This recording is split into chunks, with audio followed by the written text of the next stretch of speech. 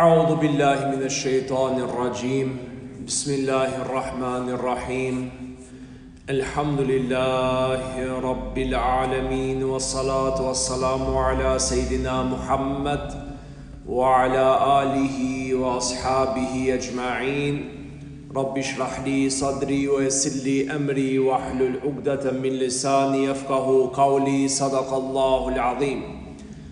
Falëndërimet tona I takojnë Allahu Gjeleshanuhu, Zotit të gjithësisë, krijuesit të njerëzisë. Salavatet tona qofshin mbi vullën e pejgamberisë, të dërguarit fundit Muhammedit sallallahu alaihi wasallam dhe familjen e tij të ndershme. Amin.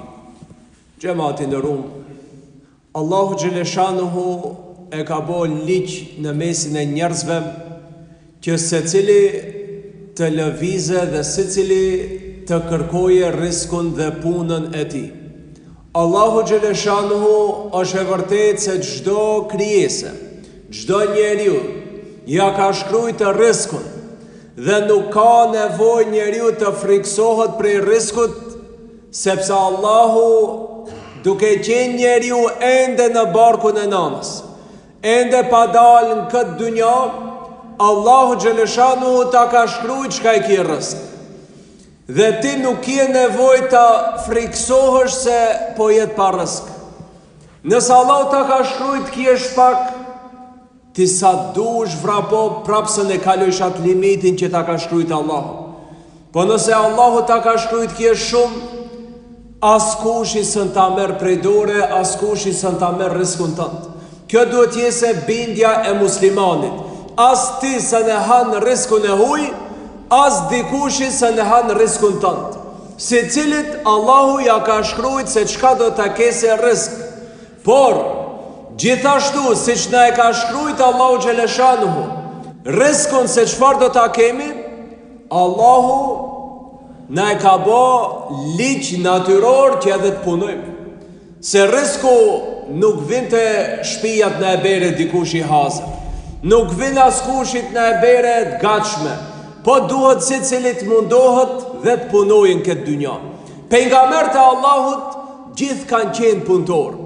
Nëse shikojmë shumicën e pejgamberëve, edhe në Kur'an tregohet se kanë pas profesione, po edhe në për hadithe pejgamberi alayhis salam tregon se pejgamberët kanë pas profesione dhe nuk ka asnjë pejgamber I cili u ka mbështet në njerëzit që njerëzit kujdesen për të arrujnë, e ai mos boje kur gjë.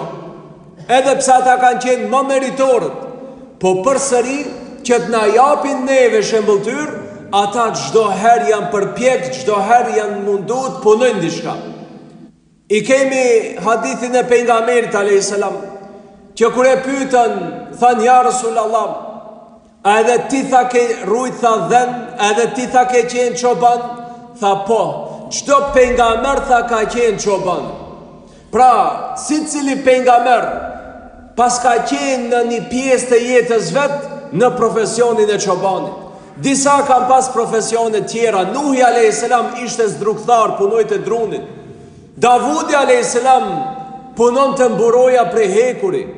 Dhe si cili pejgamber e ka pas një zanat. Si cili pejgamber ka pas një mundësi që të punoje dhe të fitoje. Mos prese dikush që ata ushqeje. Dhe pejgamberi on alayhis salam na lypi neve, na kërkoi prej neve që ne të mundohemi të punojmë.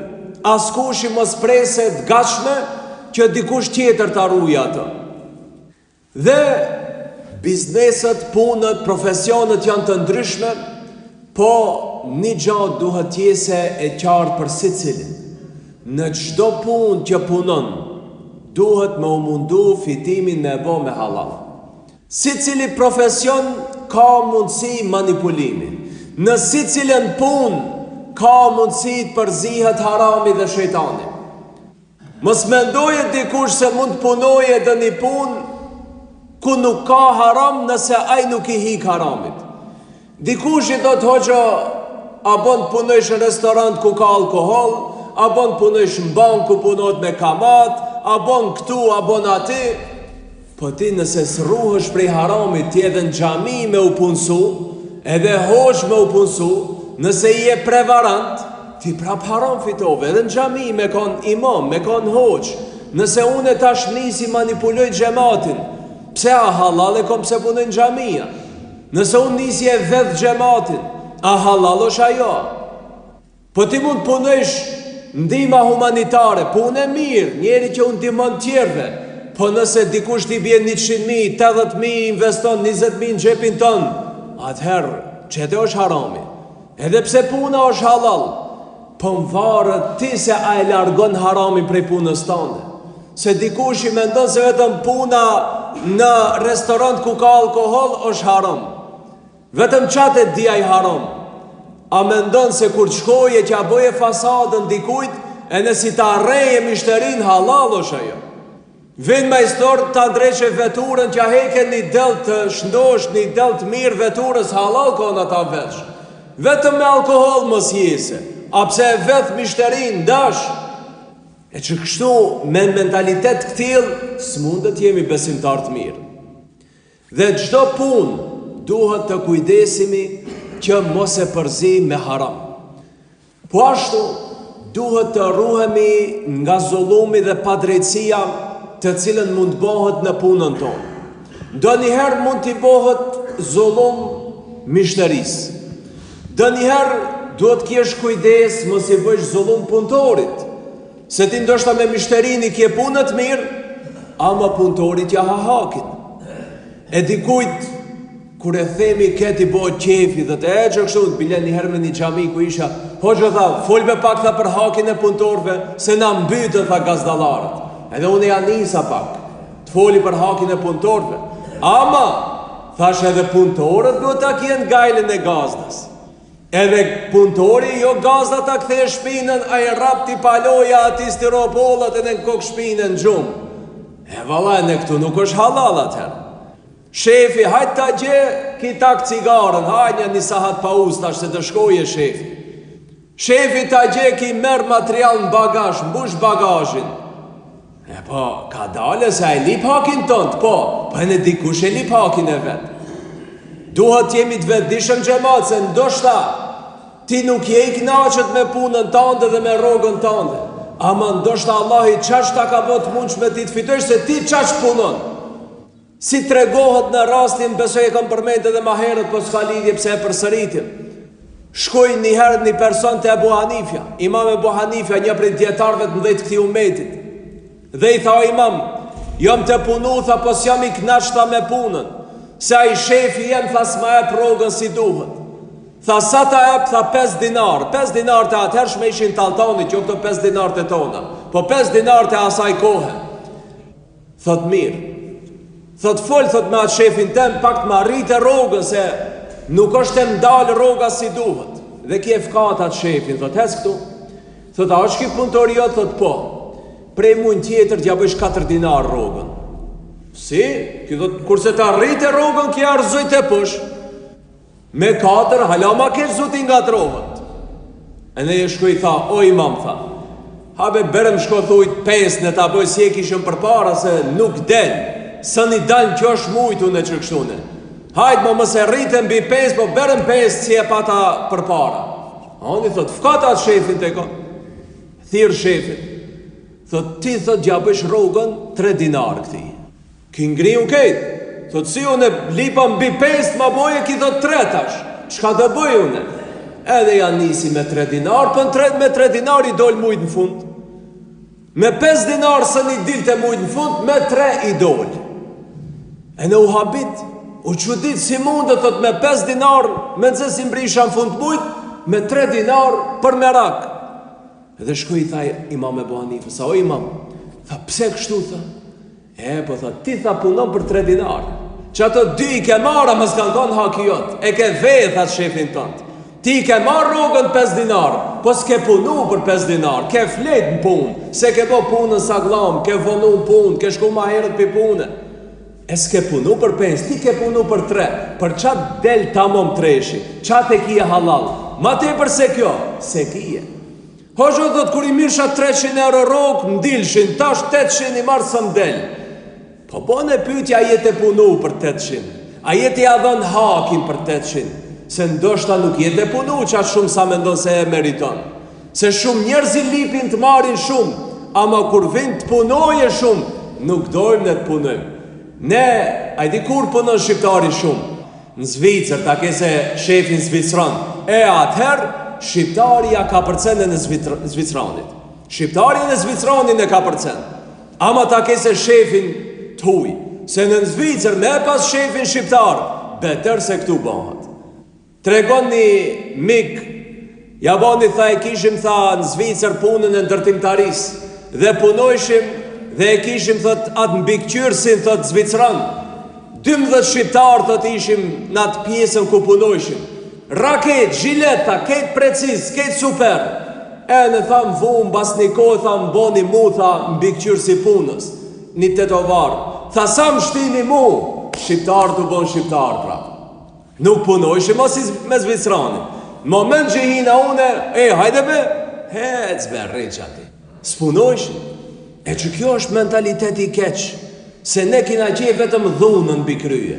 Vetë zort kemi mbi kryje, atër bofmi të mirë. Si ta kena tonin, bofmi shumë liberal atër. Shumë i shlojmë kamët rafsh.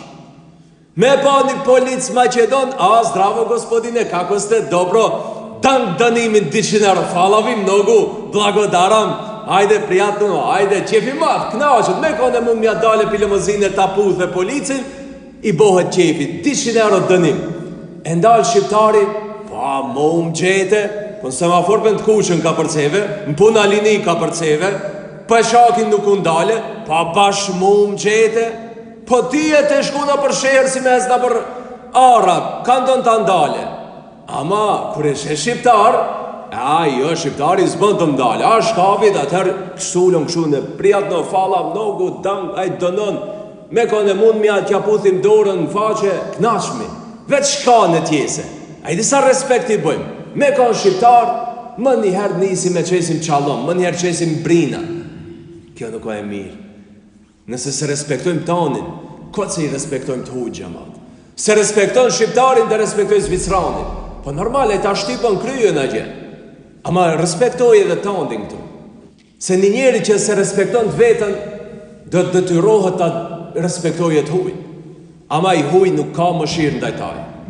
Pra ndaj duhet ta dim dhe të vetëdisofmi që të bëhemi drejt në punën që e punojmë. Ta ka dhënë dikush dërhide një punë, boje si duhet. Boje sa ma mirë që mund është ta bësh. Dhe atëherë ta dish se berëm karshi Allahu ti e i pastër. Po ndonjëherë ka probleme në punë shkakuj ortaklëkit. Se shumica e bizneseve funksionojnë edhe me ortaklëk. Po edhe këtu ndonjëherë ka mirë, po ndonjëherë ka probleme.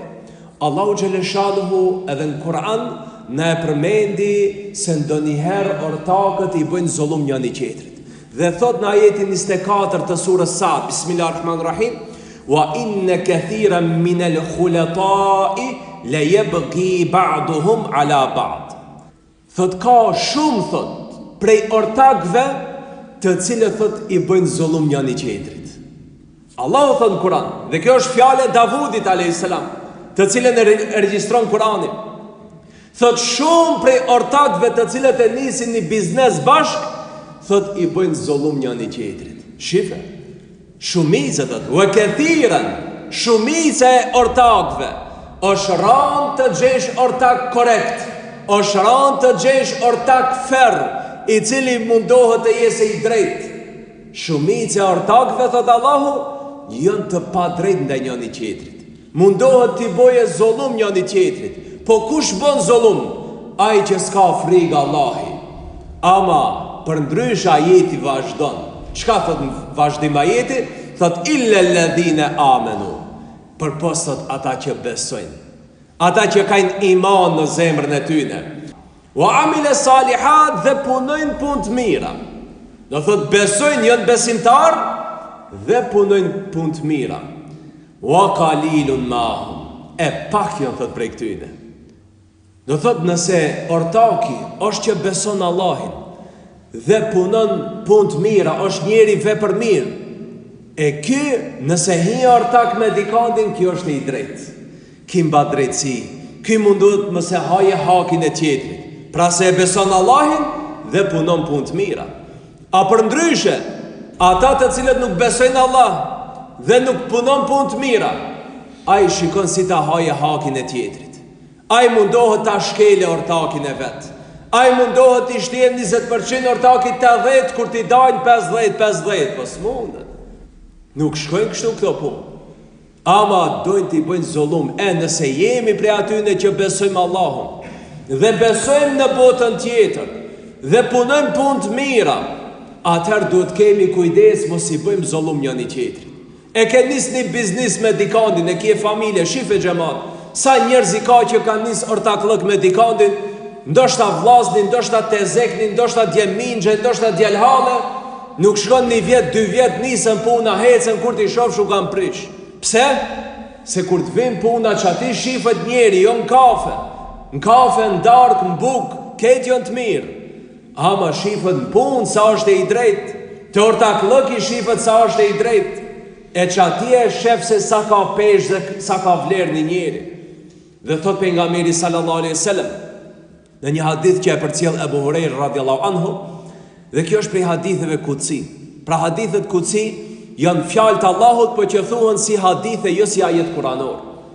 Dhe thot në këtë hadith kutsi Allahu xhaleshanuhu, thot unë jam thot një pit treve kur 2 persona bëjnë thot ortaklëk me njëri tjetrin. Thot jam i treti i 2 personave kur ata thot bëjnë ortaklëk me njëri tjetrin. Dhe thot jam me ata 2 përderisa thot nuk i bëjnë zullum njëri tjetrit. E thot kur nisi thot t'i bëjnë zullum njëri tjetrit, unë thot nuk kam më punë me ata. Pra shife Allahu xhaleshanuhu. Tash jo se Allahu është trup fizike bashkohet me njerëz, po Allahu në formë mbështetje.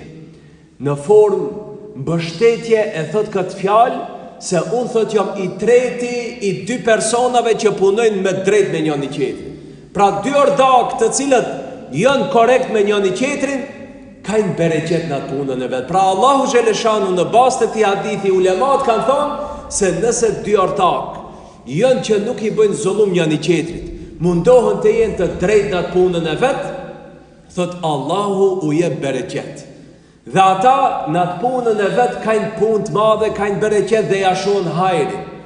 Po thot moment kur nisin t'i bëjnë zullum njëri tjetrit, Allahu nuk është me ata të cilët i bëjnë zullum njëri tjetrit. Allahu dhe melaqet nuk e përkrahin një person që bën zullum.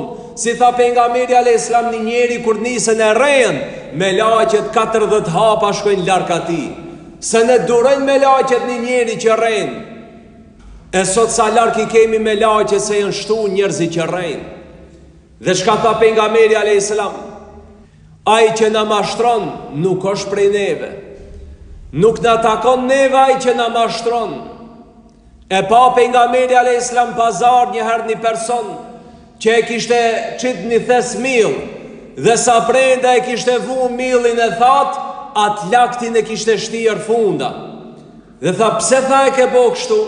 Po tha, ka ra shi. Po tha, pse nuk e la e thesin që ashtu po e bone të laktin nër funda të mirin sa prenda? Tha, kush na mashtron, tha, nuk ka pineve. E sa të tërgovac, sa tregtar kemi sot që bëjnë kësaj mashtrime. I rendit drejthet e mirat të mdhaja sa prendat vogle të rfunda. Ata të mirat sa prendat prishtet të rfunda. Po pse i shet këta? Po vëllaj në mu që kështu mi kanë dhanë, po kuj pa të sytë? Pse bleve?